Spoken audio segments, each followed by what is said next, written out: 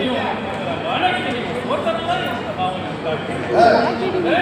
ನಿಮ್ಮ ಆಜ್ಞೆಯನ್ನು ಅನುಸರಿಸಿ ಕದಂಬ ಅನಂತ ತರುತ್ತೇನೆ. ಮಾತ್ರವಲ್ಲ ಆಜ್ಞೆಯನ್ನು ಮನವೊಲಿಸಿ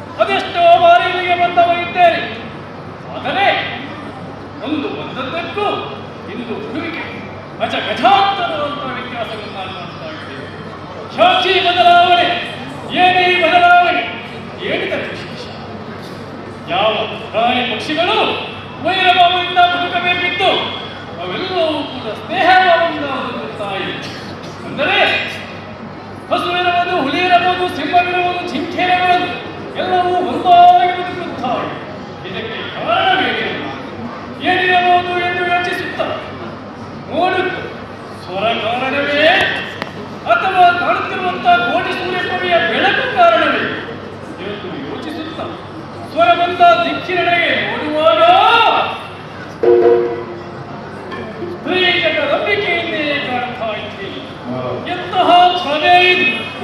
ಇಂತಹ ಪ್ರಭೆಯನ್ನ ಈ ಮೊದಲು ಕಂಡವರಿಗೆ ಇವರ ಕಾರಣಕ್ಕಾಗಿ ಈ ರೀತಿಯ ಬದಲಾವಣೆ. ಅಂಬರಿಂದ ಇಳಿಬಿಟ್ಟಂತ ಬಂಗಾರದ ಉಯ್ಯಾಲೆ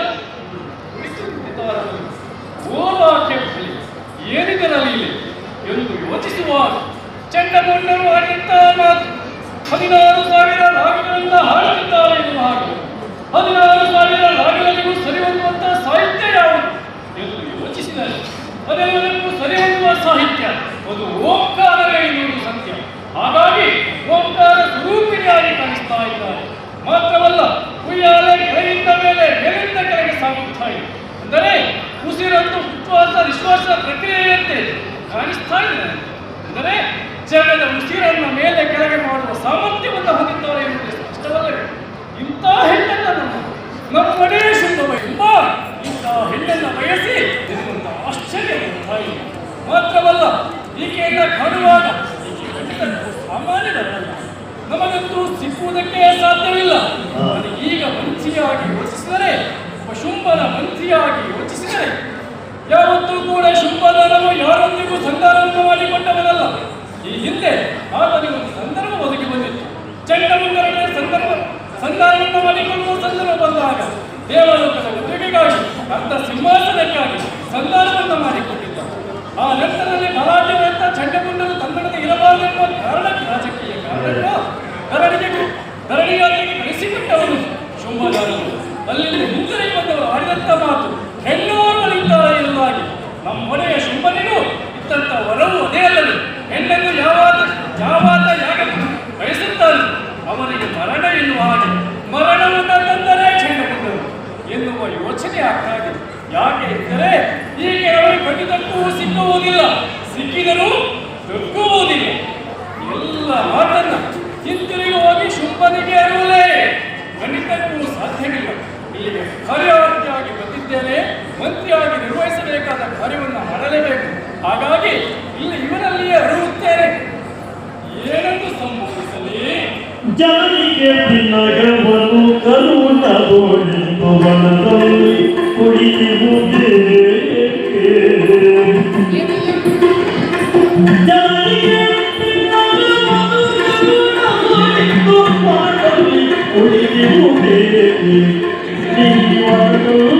ಕುಡಿಯುವುದೇ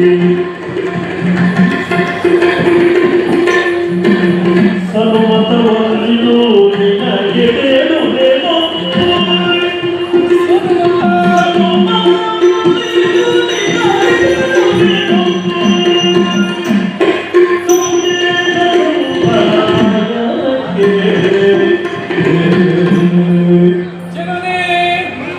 ಮೊದಲಾಗಿ ನನಗೆ ವಂದಿಸಿಕೊಳ್ತಾ ಇದ್ದಾನೆ.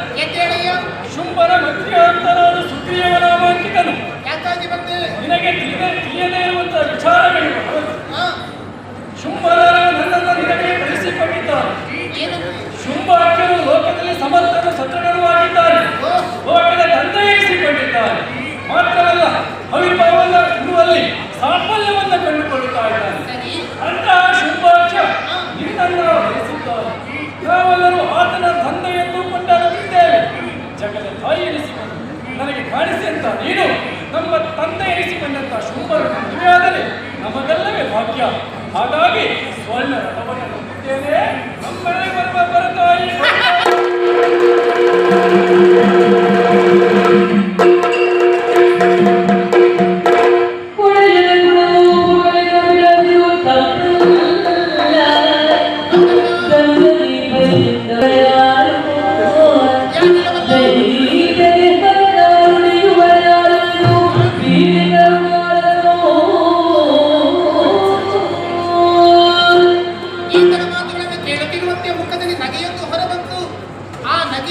ತಗೆಯಾಗಿ ಪರಿಣಮಿಸಿ ತರೆಗುರುಳಿದ್ದಾರೆ.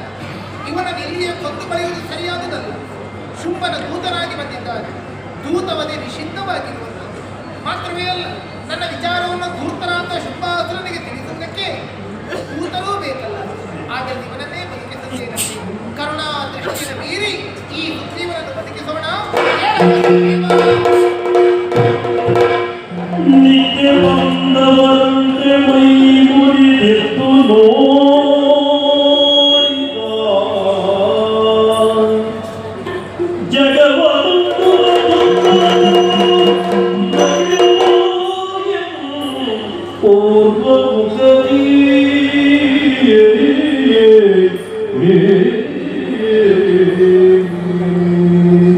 ತಾಯೇ, ಈ ಶರಣ ಮೇಲೆ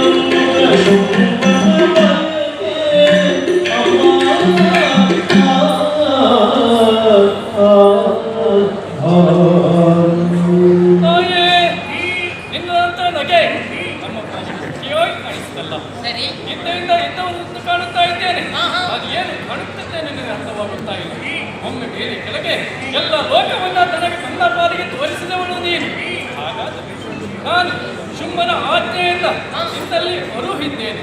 ಅದಕ್ಕೆ ನಗೆಯ ಉತ್ತರವಲ್ಲವಲ್ಲ, ಶುಂಭನಿಗೆ ಅರುಹಬೇಕಾದ ವಿಚಾರಗಳಿವೆಲ್ಲ. ದಯಮಾಡಿ ತಿಳಿಸುತ್ತಾಯಿ, ಈ ಶರಣನ ಮೇಲೆ ಒಪ್ಪಬೇಕು.